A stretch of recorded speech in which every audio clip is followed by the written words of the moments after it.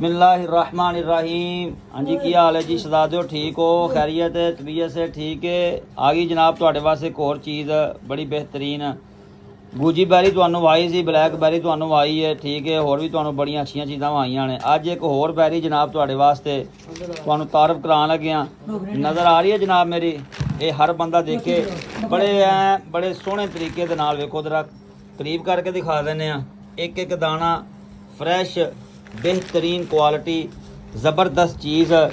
तो इस टाइम पूरी जनाब मेरी तकरीबन दुनिया उत्ते इस्तेमाल हो रही है, ठीक है। और बिलखसूस चाइना के अंदर, जापान के अंदर ये लोग जनाब मेरी इनू बड़ी कसरत के नाल इस्तेमाल कर रहे हैं।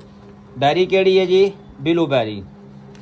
तुहानू गूजी बैरी भी विखाई, ब्लैक बैरी भी विखाई, अज तुहाडे वास्ते लिआंदी है जनाब मेरी बिलू बैरी। बिलू बैरी कावे के अंदर भी इस्तेमाल हो रही है, ठीक है जी। तो वैसे भी तुसीं इनू इस्तेमाल कर सकते जे। ਇਹਦਾ ਹੋਰ भी बड़े तरीके ने इस्तेमाल दे।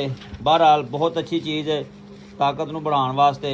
ਜਿਹੜੇ दोस्त अच्छियां चीज़ां खरीदना चाहते हैं अपने वीर दे नाल राबता करो। 0347 14 35 200 WhatsApp का नंबर है, ते नंबर से राबता करो।